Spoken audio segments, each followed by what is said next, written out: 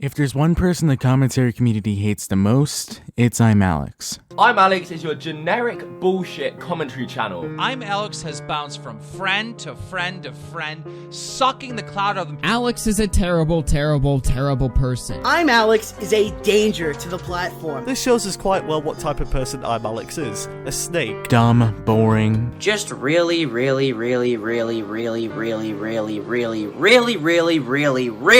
dog shit.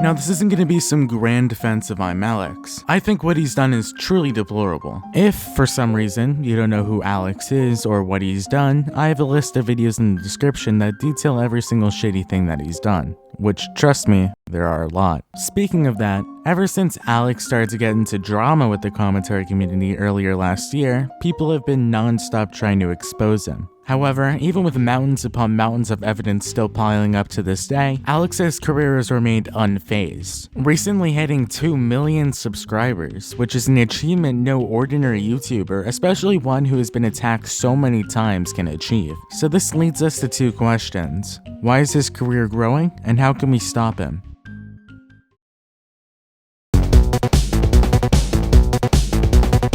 One of the biggest decisions any YouTuber has to make is jumping over to a new genre. This decision is so big because it has the ability to be a complete failure and possibly even kill your channel. There are entire graveyards of channels who tried to jump the ship and failed. However, the channels who end up making the jump successfully end up getting a lot more success in the long run. And when you're faced with your own channel's mortality, the chance of success is enough to make a lot of people jump. ImAllexx is one of those people who made the jump, except his jump was for very different reasons. Anyone looking at the deeper and deeper hole Alex had been digging for himself knew that his time on YouTube was running out, so he decided to flee the community.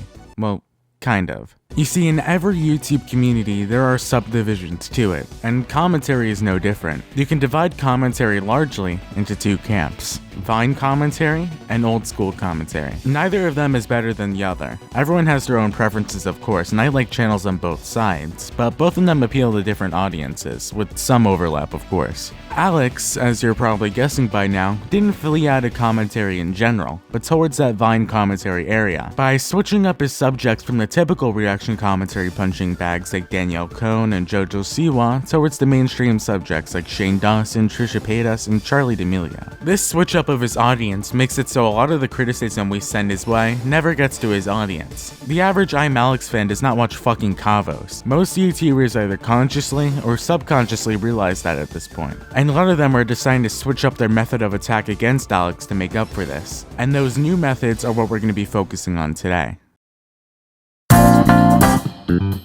This is undoubtedly the most controversial method people are using to try and stop Alex. I'll let Augie RFC explain it. It's clear that drama videos aren't going to stop him. He's still growing, he's still making money. He doesn't care. The best way to apply pressure to Alex is rather to apply pressure to his friends, who sit there and work with the guy that is just a degenerate. This, of course, goes under the pretense that Alex doesn't really give a fuck about the morality of what he's doing. And believe me, I know people who were friendly with Alex before that tried to talk to him reasonably and be like, dude, you're fucking up, dude. You need to calm down and stop doing this. And he's completely ignored them. Ergo, the only way to get Alex to apologize and stop with this destructive behavior is to hit him where it hurts: his wallet. A large part of the ImAllexx brand comes from people who he collaborates with. Their audience views them as a collective, kind of like a boy band, and the worst thing that could happen to a member of a boy band is if the other members turn on them. However, especially in this scenario, the other members really have nothing to gain from the removal unless it's going to tarnish their reputation, which in the Alex case, I'd argue it won't. As I said before, most of Alex's audience either does not know or does not give a fuck about the things Alex has done and continues to do. And since Alex's audience is virtually the same as the rest of the boy band, there is no incentive to take a stand stand against Alex. This has pushed many people to start publicly calling out these creators in an attempt to guilt them into going against Alex, the most recent and prominent target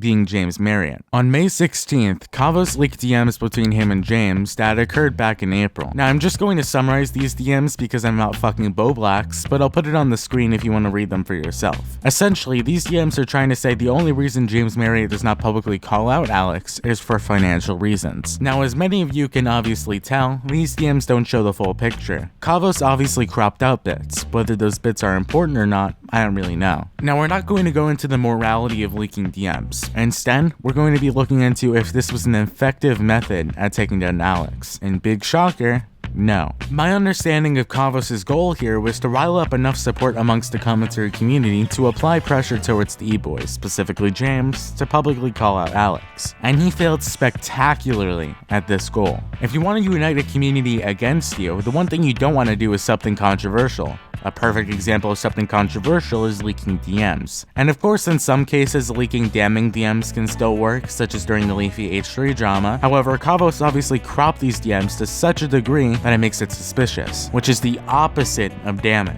And I think most people either ignore or forget, including myself for the lead up towards this point, that the E-boys are actual friends with each other. If we go by the judgment that they're only assorted with each other because of financial reasons, then the entire iNabber situation doesn't make any sense. iNabber was fucked out of a group channel, a situation which iNabber can only be seen as the good guy, but he never went on the offensive against them. Instead, he expressed that he was hurt and implored people not to go and attack the E-boys. Why? Because they're friends. And if his bonds with them are that strong, I doubt the other ones are any weaker. So to summarize a bit, if you can get past the hurdle of convincing one of the E-boys to publicly call out Alex, then this method would be extremely effective. In fact, I think the most effective. However, what most people don't realize is getting over that hurdle is extremely difficult. A lot of people looked at the issues with the guilt by association method and were disheartened. They think that nothing that they can do is really able to take Alex down, so they go with a different method. Let him self-destruct. A lot of people think Alex is an inherently irrational figure, and it's only a matter of time before he ends up saying something that destroys his channel. Now, another big surprise coming, I don't really think that's a really good strategy. Of course it's foolproof because it'll work eventually, but that time in between is what gets me. ImAllexx has proven himself not to give a fuck when it comes to allegations, recently calling Perez Hilton a pedophile for saying Charli D'Amelio shouldn't be dancing to sexually explicit songs in a sexually explicit manner because she is 16. And to clarify, there have been certain events in Perez Hilton's career that you can call him creepy for. However, criticizing a lack of parental oversight on an app where pedophiles are known to roam around is not one of them. And going back on track, Alex, during that hypothetical time of us patiently waiting for his comeuppance, will continue to ruin innocent lives with false allegations. And to a lot of people, there is a sense of urgency to the ImAllexx situation. Of course, just like the guilt by association method, there are some upsides to it. For one, you don't need to target Alex's friends for just being friends with them. In fact, we can do what we've always done. And people who tend to put themselves into bigger and bigger controversies end up getting hit the hardest. If you take Leafy for an example, he fucked up a lot in a lot of things until his friends really couldn't take it anymore, and everyone turned on him as his channel whittled away. Of course, until recently, but that's a story for a different time. But all of that occurred within the span of a year. However, the speed in which Leafy was killed might not be truly applicable to Alex. As I stated before, Alex's audience is different to the typical commentary audience, and those audience come for different reasons. Alex's audience has some investment in Alex and his posse as people, and going back to our example, Leafy's audience cannot give a fuck about Calvin as a person, only if Calvin was going to insult the one guy that they didn't like. And this isn't to say Leafy didn't have stands of his own, trust me, he did. I think water is gonna quench my thirst for Leafy. Just not enough! Okay, I'm sorry, but what in the actual living fuck? So to summarize, the assisted suicide method of stopping Alex, although being foolproof, is not timely in any way, shape, or form. And in that period of waiting, Alex will continue to be a bad actor on the platform, destroying lives and careers because he, in reality, does not give a fuck. Eat my dick!